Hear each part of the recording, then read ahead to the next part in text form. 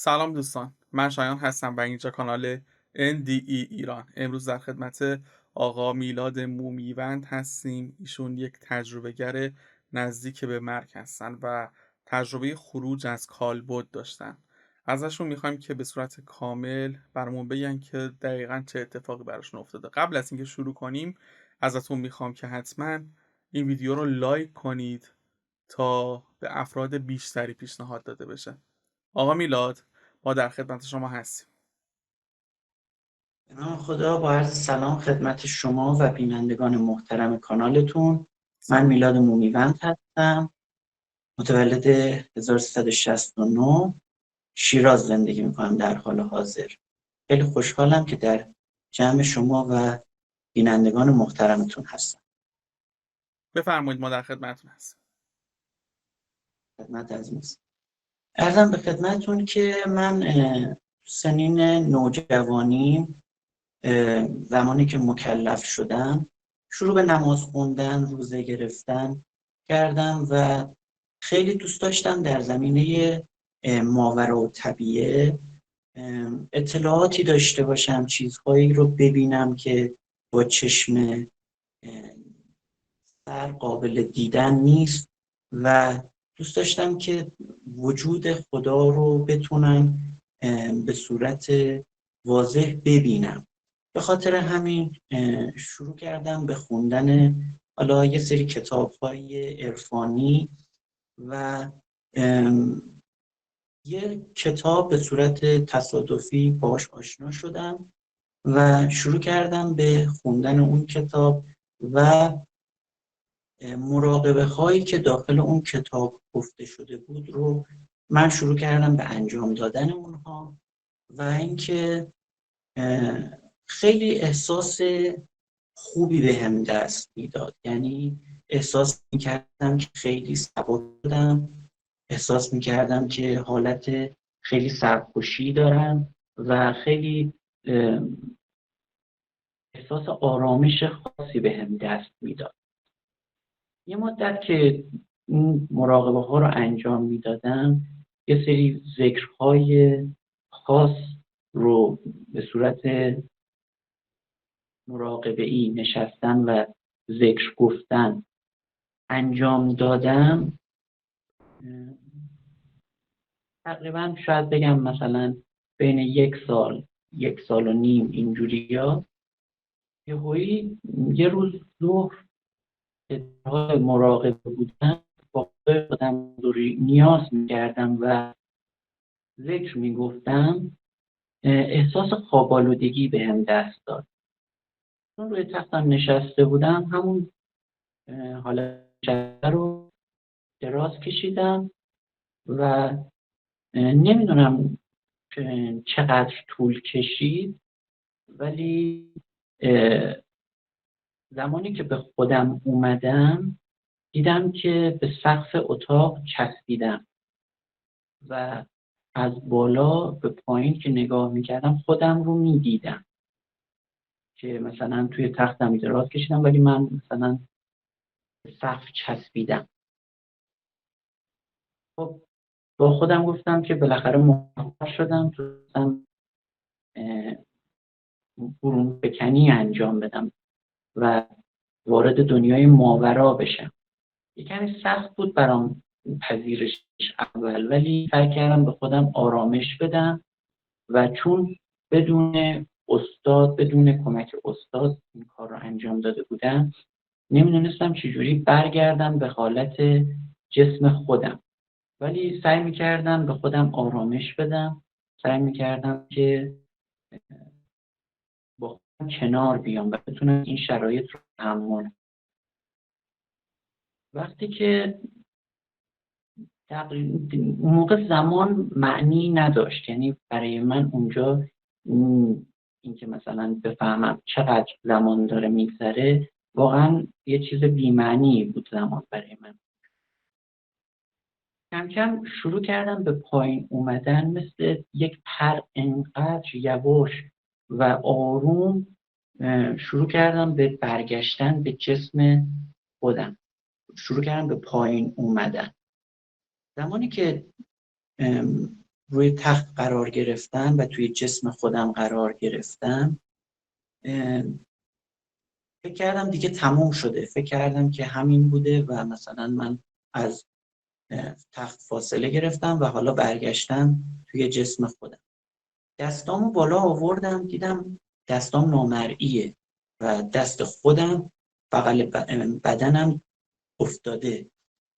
پاهامو آوردم بالا به همین شکل و احساس میکردم یک چیزی از قفسه سینم تا شکمم من رو نگه داشته درون جسم خودم، ولی دستام و پاهام کاملا نامرئی بودن و نمیتونستم تکونشون بدم. توی این لحظه مادرم حتی وارد اتاقم شد و یه چیزی رو از روی میز من برداشت و رفت از اتاق بیرون و من هر چی صداش میکردم و هر چقدر که مثلا چیز میکردم نمیتونستم باهاش ارتباط برقرار بکنم و اون موقع یه کمی استرس به من وارد شد، یه کمی ترسیدم و گفتم چون من بدون راهنما اومدم یه همچین کاری رو انجام دادم، البته واقعا ناخودآگاه بود و نمیدونستم که همچین اتفاقی برای من میفته. شاید خدا من به خاطر اینی که من از روی ناآگاهی این کار کرده بودم به من این لطف رو کرد و شروع کردم به استغفار کردن و گفتم که خدای منو ببخش، من اشتباه کردم، من نباید زیاد از حد بدون کمک راهنما و یک استاد این کارها رو انجام میدادم. و همون موقع بود که یک صدای بسیار بسیار مهیب، یک صدای بسیار بسیار عجیب و بلند، انقدر این صدا بلند بود و فشار به من وارد میکرد که احساس میکردم الان است که بند وجودم از هم بپاشه و من تحمل این همه فشار و این همه درد و این همه قدرت رو نداشتم. نمیدونم واقعا اینایی که دارم میگم تو چقدر زمان گذشت، چون میگم واقعا زمان بی‌معنی بود برای من توی اون موقع. شاید این همه اتفاقاتی که افتاده باشه توی چند دقیقه یا چند ثانیه حتی اتفاق افتاده، ولی برای من خیلی طولانی بود. شاید برای من 1 ساعت بود و من هر چقدر تلاش میکردم که فقط استغفار کنم و از خدای خودم طلب عفو و بخشش بکنم که خدای من اشتباه کردم، من رو ببخش. اون صدا به حدی میگم شدید بود که تمام ماهیچه‌های بدن من به شدت منقبض شده بودن و من دندونهام رو به هم فشار میدادم از فشاری که اون صدا به من وارد میکرد.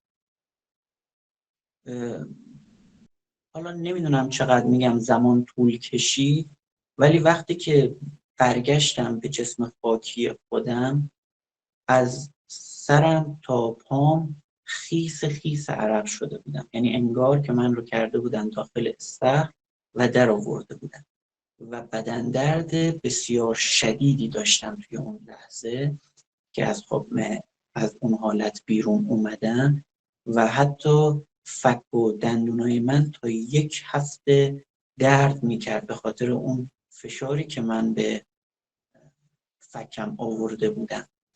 و اونجا بود که من یه نکته رو متوجه شدم که اول بدون راهنما، بدون استاد وارد همچین مسائلی شدن خیلی خطرناکه، چون شاید آدم بتونه روحش رو از بدنش جدا بکنه، ولی برگردوندنش و چیزهایی که میبینی شاید تا آخر عمر نتونی هضمشون بکنی، چون واقعا دنیای ماورا، ما میگیم دنیای خاکی، دنیای جسم بیکرانه و اگر حتی ما با سرعت نور هم به سمت لبه جهان بخوایم بریم باز هم نمیرسیم بهش.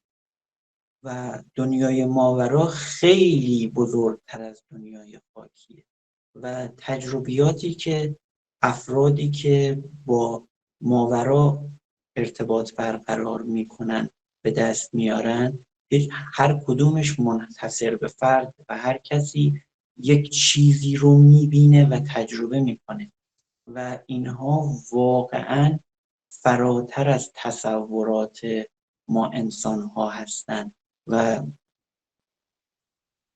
ما نمیتونیم درکشون بکنیم. و من دوست داشتم که این تجربه خودم رو با دوستانی که در این زمینه بالاخره تجربیاتی داشتن یا کسانی که دوست دارن ارتباط برقرار بکنن با دنیای ماورا به اشتراک بذارم. و جالب اینجاست زمانی که من برگشتم به جسم خودم، از اتاقم که بیرون اومدم به مادرم بهم گفتش که چرا رنگت پریده و اینقدر عرق کردی. براش داستان رو که تعریف کردم و حتی بهش گفتم که اون موقع شما اومدی تو اتاق و یک چیزی رو از رو میز من برداشتی و رفتی. مادرم گفت تو که خواب بودی. گفتم من چشمم بسته بود ولی واقعا تو رو میدیدم و باهات هر چقدر سعی کردم صحبت بکنم ولی شما صدای من رو نمیشنیدی. این داستانی بود که برای من اتفاق افتاد و یک چیز خیلی مهمی که ما در مورد این قضیه من فهمیدم این بود که نباید نه زیاد جلو بری نه خیلی عقب کشی.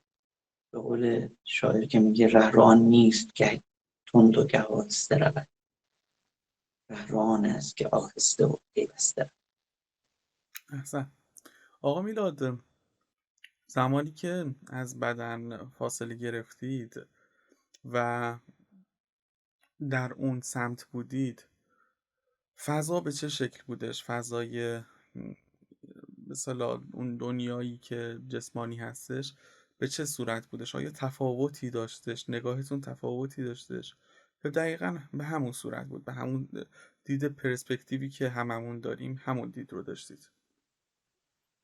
من دید پرسپکتیوی که هممون داشتیم رو داشتم ولی توی اون لحظه احساسات خیلی تغییر میکنه. یعنی دیگه نه ناراحتی از چیزی، نه خوشحالی از چیزی، نه احساس عصبانیت داری، نه احساس غم داری، هیچ احساسی.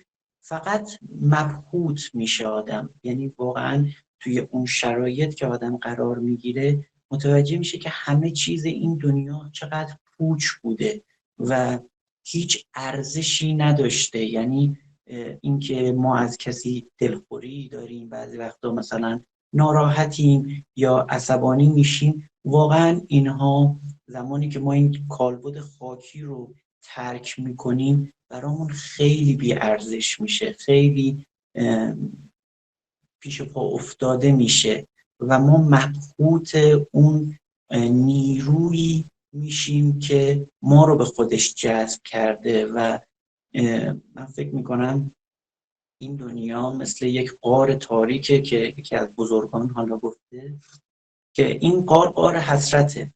هر کسی که از این غار بیرون میاد حسرت میخوره و این غار کسانی که با خودشون حالا سنگ‌هایی رو برمیدارن از این غار، وقتی که بیرون میان ازش متوجه میشن این غار مثلا پر در و گوهر و جواهرات بوده. اون کسی که زیاد برمیداره میگه که کاش که بیشتر برمیداشتم. اون کسی هم که کم برمیداره باز میگه کاش بیشتر برمیداشتم.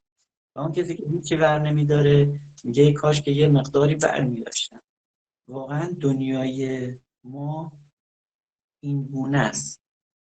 یعنی ما هر چقدر که خوبی بکنیم در این دنیا، هر چقدر که مهربونی بکنیم، اون دنیا من فکر میکنم بازم حسرتش رو میخوریم. کاش که بیشتر محبت میکردم و چیزهایی که توی این دنیا برامون مهم بوده که مثلا پول، خونه، ماشین یا مثلا چیزهایی که خیلی مادیه، اون دنیا برامون خیلی بی ارزش میاد. نیم چقدر ما عمرمون رو بیهوده تلف کردیم به خاطر مسائل پوچ دنیوی. آقا میلاد، زمانی که به جسم برگشتید چه شرایطی داشتید؟ آیا این به صورت عادی اتفاق افتاد، خیلی عادی بود، استاندارد بودش به اصطلاح، یا اینکه نه با درد همراه بودش؟ همراه با درد و تشنج شدید و درد خیلی وحشتناک که میگم من تا مثلا 1-2 روز بدن درد شدید داشتم، بند استخونام درد میکرد و از اون طرف میگم فک و دهنم تا 1 هفته تمام من احساس دندون درد و فک درد رو داشتم. میگم فشار خیلی زیادی به من وارد شد و چیز ساده ای نبود واقعا که بگم نه، یه چیز خیلی عادی بود. شاید بیرون اومدن از جسم خیلی راحت و ساده باشه، ولی بازگشتش واقعا کار خیلی و ترسناک و دردناکی. با این تفاصیل این تجربه منفی قلمداد میکنید یا نه؟ نه، من تجربه منفی قلمدادش نمی کنم. احساس میکنم که به من چیزی خواسته شد، نشون داده شد که من بفهمم که این راهی که دارم میرم اشتباهه، نباید زیاد از حد اعمال رو انجام بده. اون چیزی که به ما دستور داده شده در دین مبین اسلام که حالا نماز 5 وعده‌ای و اون ذکرهایی که گفته شده مثل تسبیحات عربه به تسبیحات حضرت زهرا، اونها رو باید به اندازه انجام بدی. وقتی بیش از توانت انجام بدی، شما چیزهایی رو میبینی که شاید در سطح فیزیک بدنت نباشه، شاید مغز شما نتونه این رو هندلش بکنه، نتونه این رو هضمش بکنه. و اینکه خب مسلماً اون صدا به خاطر این بوده که من با یک دنیای ارتباط برقرار کردم که فراتر از حد عرفانی من بوده و مسلماً اون اعمال گناههای من، اشتباهات من، اینها هم با من اومده. روح من به صورت یک روح خالص و یک روح پاک این اتفاق براش نیفتاده. ما وقتی که وارد دنیای ماورا میشیم، اعمال بدمون هم با ما میان. این نیستش که هم اعمال خوبمون میان هم اعمال بدمون میان. و من احساس میکنم که اون احساس فشار و اون احساس صدا و اون چیزهایی که داشتم میدیدم شاید به خاطر اعمال بد من بوده و دلیل خوب بودن یا بد بودن این تجربه برای من نیست. این تجربه به من یک سری آگاهی ها داد و من متوجه شدم که باید توی این مسیر یک راهنما داشته باشم، کسی رو داشته باشم که بتونه به من کمک بکنه و بفهمم که من رو از اشتباهات، من رو از چیزهایی که امکان داره برای من خطرناک باشه دور نگه داره. من احساس میکنم که این حجابی که جلوی چشم ما انسان‌ها قرار گرفته که دنیای ماورا رو نمیتونیم ببینیم، این یک چیز خیلی خوبه اتفاقا، که چون که مغز انسان توانایی درک دنیای ماورا رو نداره. ما مثلا یه سری خوابهایی رو میبینیم و یه سری چیزهایی رو میبینیم بعضی وقتا که فراتر از درک ماست و ما اون خوابها رو به محضی که بیدار میشیم فراموش میکنیم. به خاطر اینه که روح ما جایی رفته، چیزی رو دیده که در حد مغز ما نبوده و مغز ما نمیتونه اون رو هضمش بکنه، به خاطر همین فراموشش میکنه. ولی مثلا ما روحمون زمانی که میخوابیم یهویی میبینی به آینده میره، که حالا مثلا خارجی ها هم حتی به این اعتقاد دارن، میگن دژاوو. یه سری اتفاقاتی هست که ما مثلا میبینیم میگیم من این لحظه رو قبلا توی خواب دیده بودم، تجربهش کرده بودم، الان میدونم که این اتفاق میفته، الان این ماشینه با اون ماشینه رویای تصادف میکنه، صادقه الان مثلا به ادبیات یه خودمون میشه آدمی رویای مثلا صادق. خانم یادگیره. آره، پس روح ما، بله، چون روح ما نمیخوابه، روح ما از خداوند اومده، خداوند از روح خودش در حضرت خودم دمیده و این روح درون ما هم وجود داره، ولی این روح نمیخوابه. خداوند نمیخواد، خداوند همیشه هست. ما این روحی که درون ما وجود داره همیشه بیداره، جاهای مختلف میره، به گذشته میره، به آینده میره، مثلا به کشورهای دیگه میره، به کهکشانهای دیگه شاید بره، شاید به سیارات دیگه ای بره. ولی خب وقتی برمیگرده، با توجه به ذهن ما، با توجه به قدرت مغز ما، اون رو در سطح ما پایین میاره که ما بتونیم هضمش بکنیم، و یعنی خب ما به دیوانگی کشیده میشد. اما اینکه خیلی ها هستن یه سری قدرت هایی رو به دست میارن که بعدش دیوونه میشن و سر به کوه بیابون میزنن، چون تحمل این همه اطلاعات رو ندارن که وارد مغزشون بشه. ببینید زمانی که ما از کالبد خودمون خارج میشیم و به دنیای ماورا میریم، نمیدونیم با چه چیزی قرار روبرو بشیم، نمیدونیم که قراره چه چیزی رو ببینیم و با چه شرایط و با چه موجوداتی ملاقات کنیم، ببینیم. و این تجربیات امکان داره خوب باشه، امکان داره بد باشه. زمانی که ما از کالبدمون جدا میشیم، امکان داره به خاطر بار گناهایی که داریم جذب انرژی های منفی بشیم و زمانی که ما اونها رو ببینیم، اونها هم ما رو دنبال میکنن و متوجه میشن که ما یه قدرتی داریم، به سراغمون میان. و بهتره که اول این کار رو انجام ندیم. و من بعدها که بیشتر کتاب‌های عرفانی رو خوندم، متوجه شدم که این در دین مبین اسلام نهی شده، این کار ارتباط با برقرار کنیم. و من احساس میکنم که شاید اگر اون تجربه من یه تجربه خیلی شیرین بود و دردناک نبود برای من، شاید من متوجه اشتباه هم نمی شدم و به این کار ادامه میدادم تا اینکه به یک مشکل برام به وجود بیاد، یک دردسر برام به وجود بیاد. و من فکر میکنم که به این دلیل به من هشدار داده شد که این راهی نیستش که بخوای همینجوری توش قدم برداری.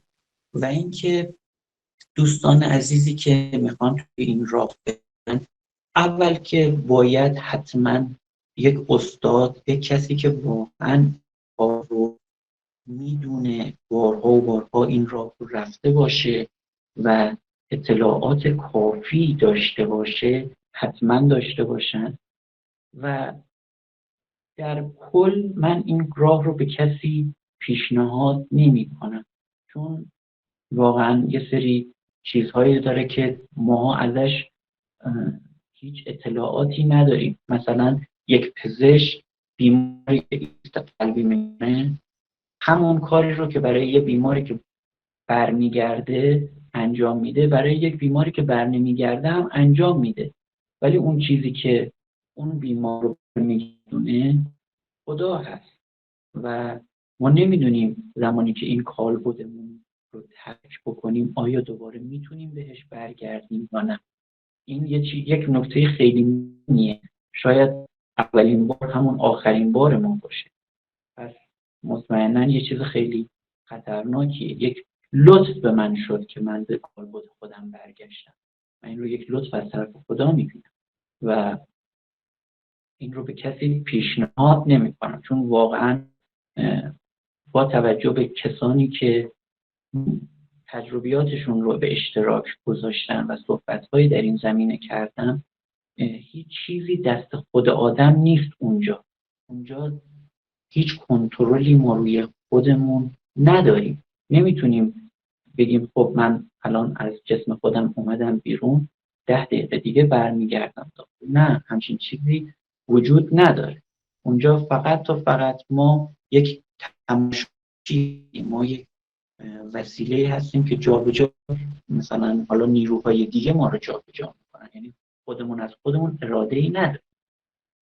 و در مورد یک مسئله دیگه که میخواستم صحبت بکنم این بود که ما توی کشوری به دنیا آمدیم که مهد عرفان بوده و ما عارفهای خیلی بزرگی داشتیم از زمان پیغمبر تا امروز که در مورد این مسائل توضیح دادن، مثل عطار نیشابوری، مولانا یا شیخ سعدی، حافظ و خیلی از بزرگانی که مثل خیام، بابا طاهر عریان، منصور حلاج برای ما کامل توضیح دادن و ما متاسفانه این کتاب‌ها رو مطالعه نمی‌کنیم و فقط به عنوان یک اسم که ما همچین شاعرهایی داریم ازشون یاد می‌کنیم. و من به دوستان خودم، به مشاهده کننده های کانال شما پیشنهاد میکنم اگر واقعا دنبال عرفان ناب و عرفان حقیقی هستیم، اون به قول معروف آب در کوزه و ما گرد جهان میگردیم نباشیم. ما تو کشور خودمون خیلی عارفای بزرگ داشتیم و اگر کسی جستجو بکنه حتما پیدا میکنه و به روش خیلی ممنونم آقا درستش میلاد پیدا میکنه. عزیز، لطف کردید امروز تشریف آوردید و ما واقعا لذت بردیم از صحبت‌های شما. تا انتشار یک ویدیوی دیگه، خدا نگهدار.